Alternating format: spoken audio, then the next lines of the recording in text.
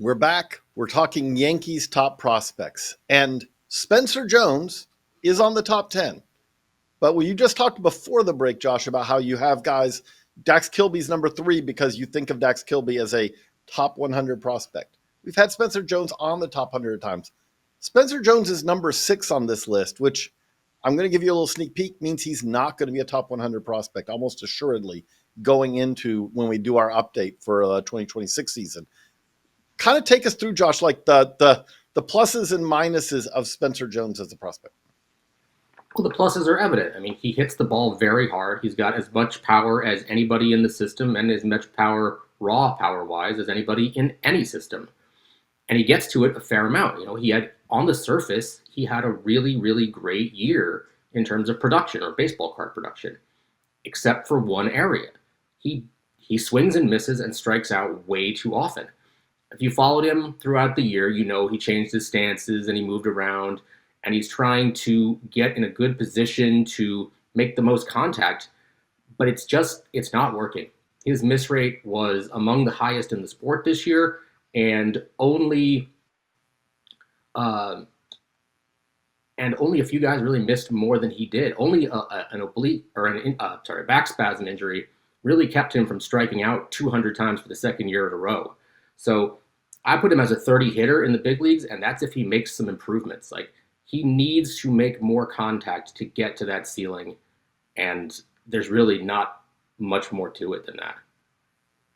So, Geoff, when we look at Spencer Jones, I feel like that as the people, we talk to front office officials about prospects all the time. We talk to scouts. We talk to, analysts. We talk a lot about prospects. We talk a lot about Spencer Jones.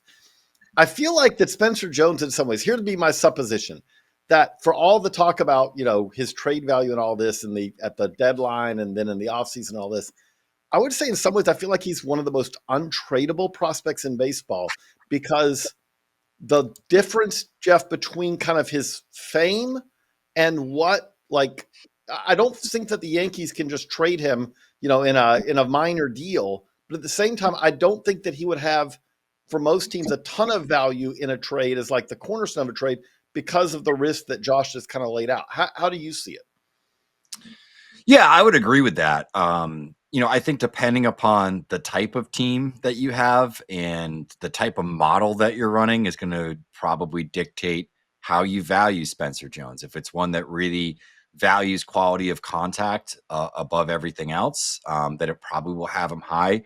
Where I think I really struggle to value Jones is, he's not an elite center fielder. If this was a guy that, was a 60 center fielder out there with a 60 arm, and it was like, you can put him out there and he's going to be one of the best defensive players in your outfield, no matter who you have out there.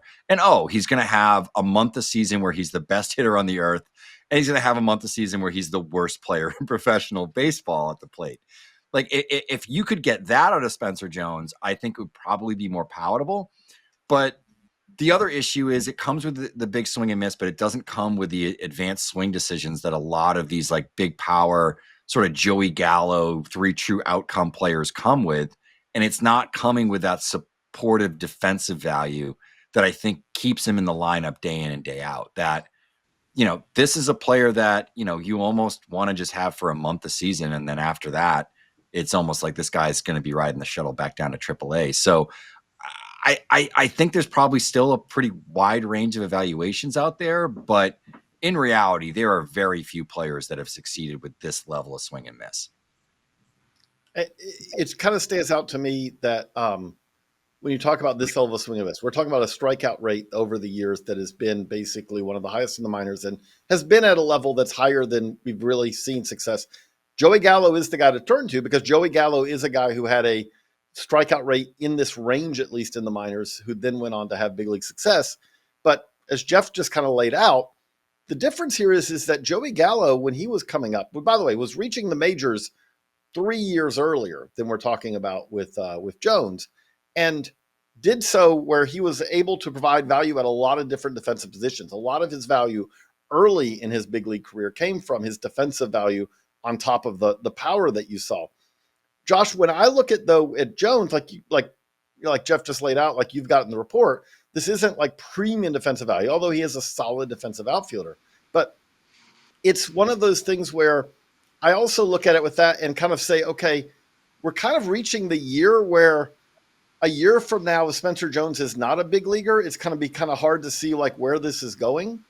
But is that somewhat, if he's going to be a big leaguer with the Yankees, is that somewhat dependent on kind of, I don't think he's plan A, but maybe plan B or plan C, depending on what happens with what they do in the outfield. Otherwise, they obviously, had a pretty solid outfield last year. And by the way, let's just note, Jason Dominguez, we've kind of gone through this story before. Jason Dominguez, all kind of attention, but became a little bit of an afterthought of that outfield at some point in 25. But like, is he plan A or B to you, or is it a little bit more of like that he's the plan if some other things don't happen?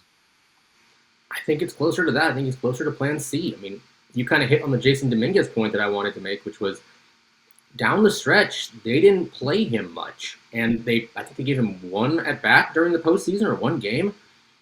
I'm a big believer, I've said this on 1,000 different podcasts, and organizations will tell you what they think of a player by the way they handle them. The way they handled Jason Dominguez this year tells me that they do not believe he's as valuable as the hype in the early stages of his career might suggest. Same idea with Spencer Jones. When he was on that absolutely nuclear tear toward the end of the summer, he didn't get a look. Kind of tells me what they think, that he wasn't ready. And internally, they say that there are some pretty exploitable holes. At the top of the strike zone against velocity, he's pretty vulnerable. His swing decisions, even when he was going really well, were not good. He has to make pitchers get the ball down, and you can't really do that.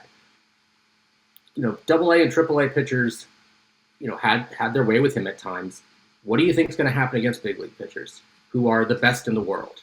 He's going to get his a little bit, but there's a lot of swing and miss, and there's a lot of holes for them to exploit.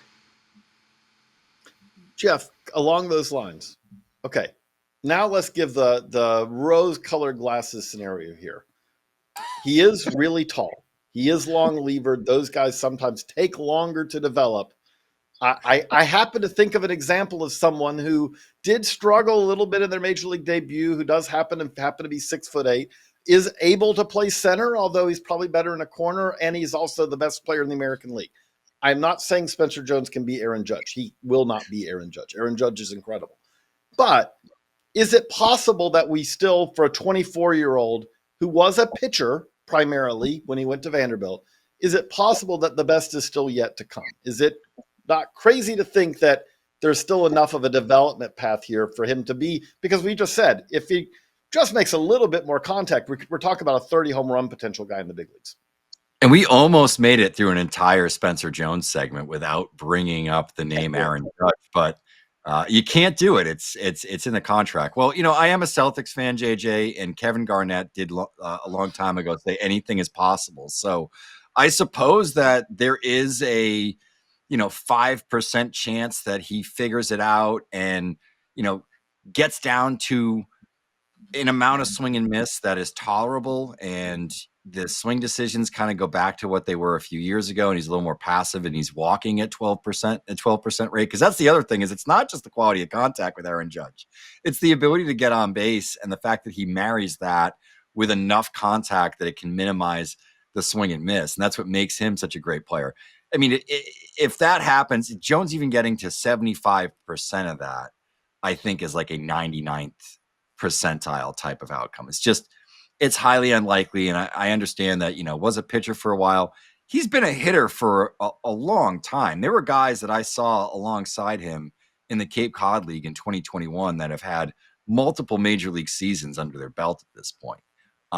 Chase DeLauder's had every possible injury, was on that same Cape Cod League season, and has already debuted in the majors. So, I tend to feel as though we're lucky if this guy is, a good part-time player or a very good second division regular that has a 40 home run season. I think maybe that's a possibility, but him turning into, a year in and year out perennial all-star, I think is just highly unlikely. That's the Yankees top 10. More on that over at baseballamerica.com.